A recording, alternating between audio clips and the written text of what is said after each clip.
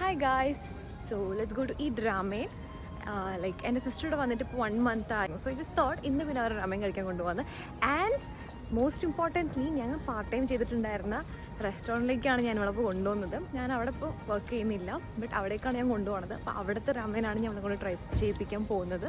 And let's see how it is going to work.